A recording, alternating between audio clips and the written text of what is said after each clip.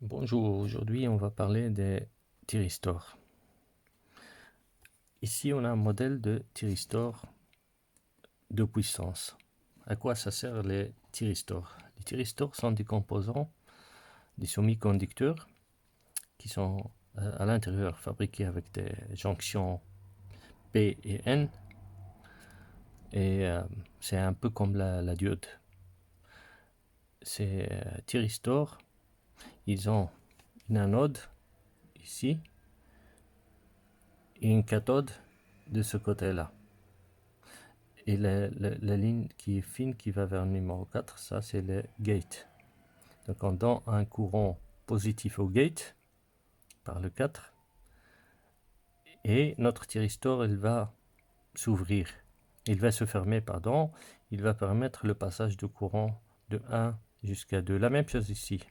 On a anode, cathode et gate. On envoie un courant positif vers le gate et notre thyristor il va conduire. Voilà. Donc, les thyristors, il y a plusieurs modèles. Il y a des grands comme ça. Il y a des choses qui ressemblent à ce régulateur de tension. Ça ressemble à ça. Et il y a des formes aussi que je vais dessiner. Comme ça, au moins, si vous voyez ça, on saurait que c'est un thyristor directement. Il y a des formes cylindriques, comme un cylindre comme ça. Il a comme une vis ici. Et autour, il y a un écrou. L'écrou pourrait être fixé sur un châssis métallique. Et puis il a deux connexions ici. La petite c'est le gate. Ça c'est le gate. Donc il y a un autre modèle. Ça il peut atteindre 50 ampères plus ou moins. Il y a les petits qu'on a dit avec un trou qui ressemble à ça. Ça c'est des modèles qui par exemple travaillent avec 5 ampères, 2 ampères, 5 ampères c'est bon. Et puis il y a un modèle qui est comme ça.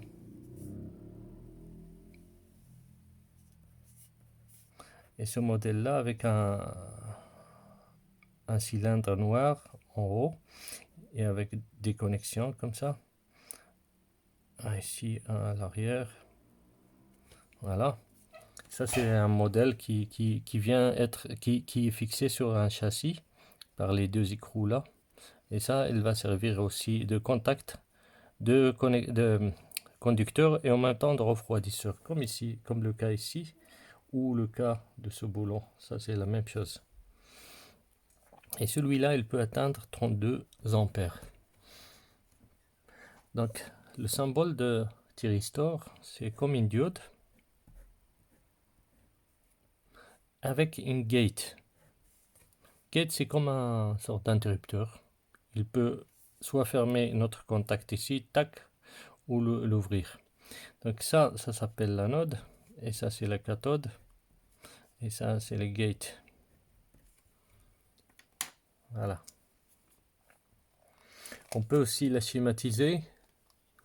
On peut schématiser l'intérieur, les jonctions. Comme ça, on comprend comment ça fonctionne. Donc, on a un transistor. Il a 3 jonctions. P, N, P. Et ici, connecté avec un deuxième transistor, je vais tout détailler. N, P, N. Donc N avec N, P avec P. Ici, c'est l'anode. Ici, c'est la cathode. Et le gate, c'est ici. Gate. Donc c'est comme ça. Ça, c'est le premier transistor. Ça, c'est un transistor. Ça, c'est le deuxième. La connexion entre les deux, il va nous former un thyristor. Ça, c'est thyristor.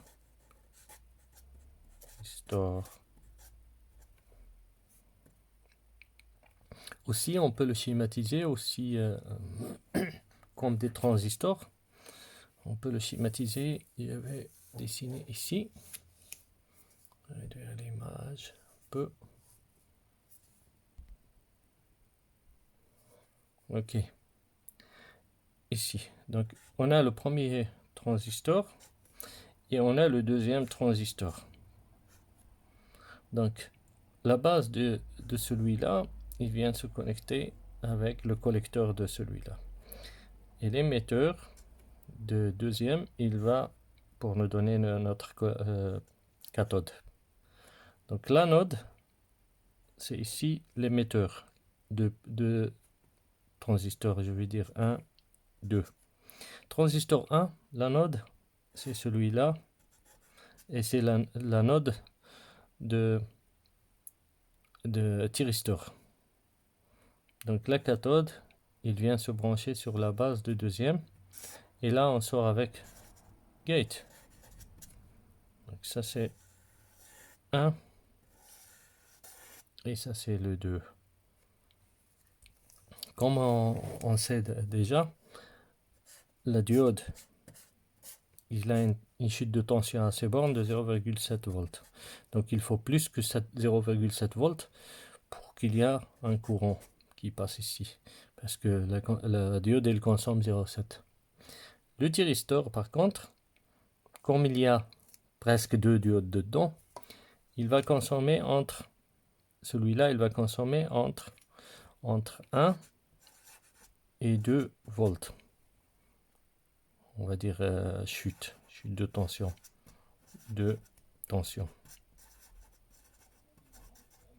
Ici la même chose sur la diode, il y a une chute de tension de chute de tension.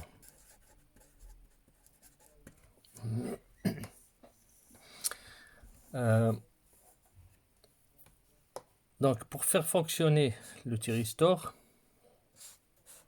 on va le dessiner.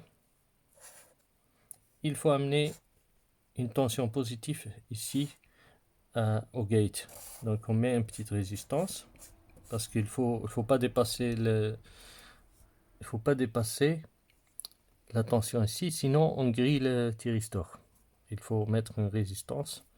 On prend le positif de ce côté-là qui est positif, on va dire flèche vers le haut, plus donc de 9. Dans mon cas, j'ai fait 9 jusqu'à 12 volts. 12 volts. Et ici, j'ai 50 ohms. Voilà. Donc, ici, j'ai une charge, une lampe, une charge, et de la charge, oui, pardon. Ici, c'est juste comme ça, ground.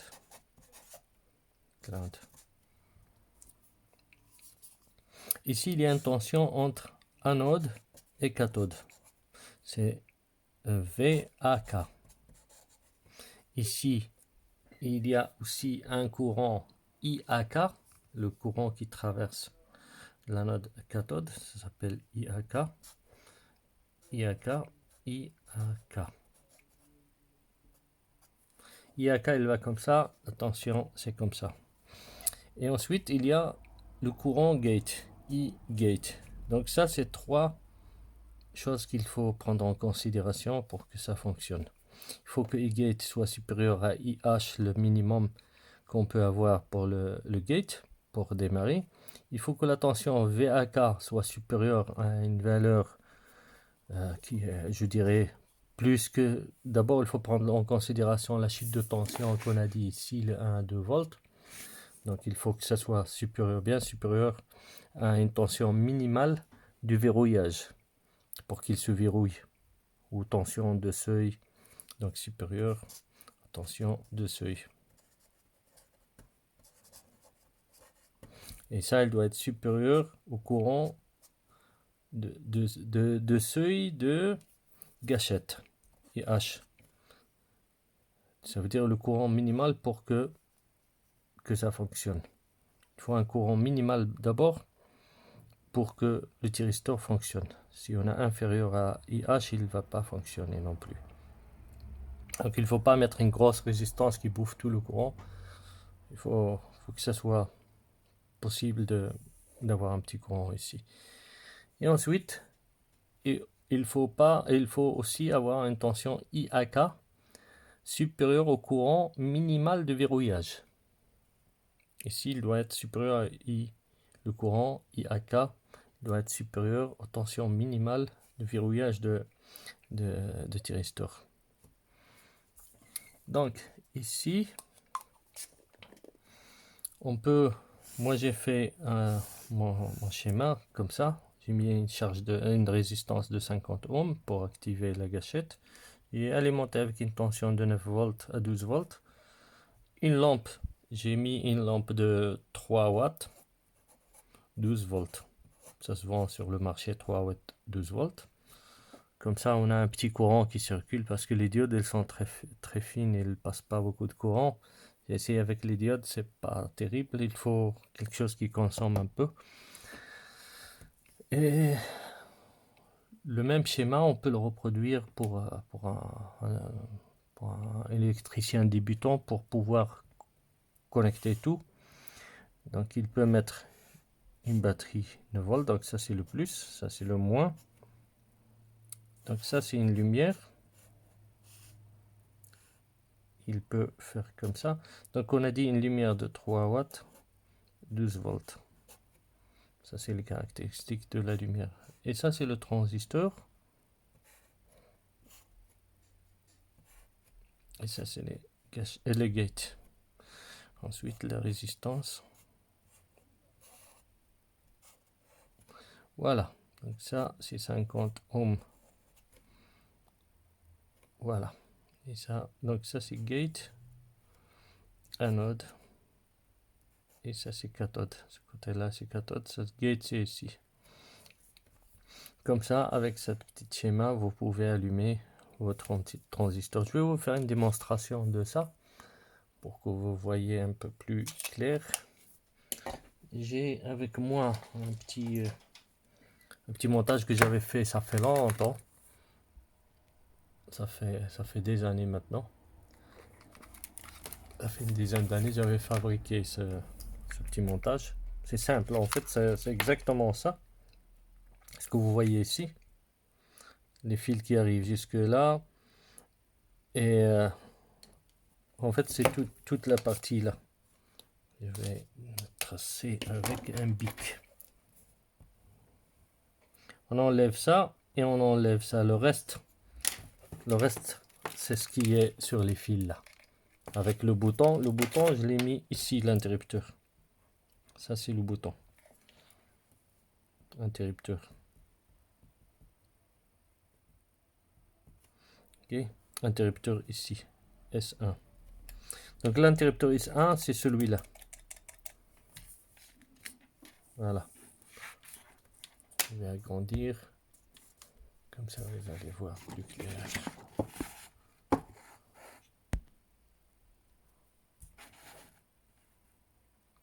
Donc je vais reproduire. Je vais utiliser mon système qui est cette partie-là et tout ça. J'ai un thyristor qui est celui-là.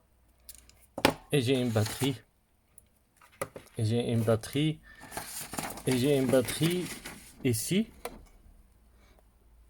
Ici de 9 volts. Qui se met ici. Voilà. Donc je mets le rouge, c'est l'anode. J'ai choisi la couleur rouge, l'anode. Donc je prends ce thyristor là. L'anode c'est numéro 1. J'ai mis l'anode sur le numéro 1. La cathode sur le numéro 2. J'ai une deuxième crocodile noir. Cathode sur le numéro 2. Je trouvais cette méthode plus facile que de mettre des vis. C'est beaucoup plus rapide. Ensuite, ça je vais le mettre sur le gate de ce thyristor. Le gate, c'est le numéro 4. Donc, numéro 4, c'est ça. Voilà. Je pose ça. Je vais reculer un peu. Je remets ma batterie à sa place. Je mets ma batterie. Voilà. Et maintenant, je vais appuyer ici sur le bouton. Et là, normalement, ça doit s'allumer. Voilà, j'ai appuyé une fois. et il s'est allumé. Donc maintenant, si j'enlève le fil, ça reste toujours allumé. Comme vous voyez, il est toujours allumé. Sauf si on enlève les fils ici, entre l'anode ou l'anode ou la cathode, là il va s'éteindre. Même si on le reprend, on le remet, il ne va pas s'allumer. Il lui faut un courant dans la gâchette qui est positif. Donc je remets le fil de gâchette, mais il faut lui envoyer une impulsion par le bouton là. Regardez. Voilà. Et le courant, il passe vers la gâchette. Vers le gate, pardon. Je dis toujours gâchette. Vers le gate. Et là, je peux enlever mon fil. Il reste toujours actif. Donc il y a du courant qui traverse ça, qui allume ma lumière là. Je peux faire la même chose. Je peux allumer ça de la même façon. Pas avec ça. Mais je vais envoyer juste avec un morceau de fil. Il ne faut pas faire ça parce que vous envoyez beaucoup de courant vers le gate. Moi, je sais que j'ai une faible tension ici qui traverse et un faible courant. Donc, je ne risque pas de griller mon circuit. Normalement, il faut toujours ajouter une résistance entre l'anode et le gate. Toujours une résistance. Attention, moi, je vais faire comme ça. Vous allez voir, il va s'allumer parce que c'est un faible courant. Voilà.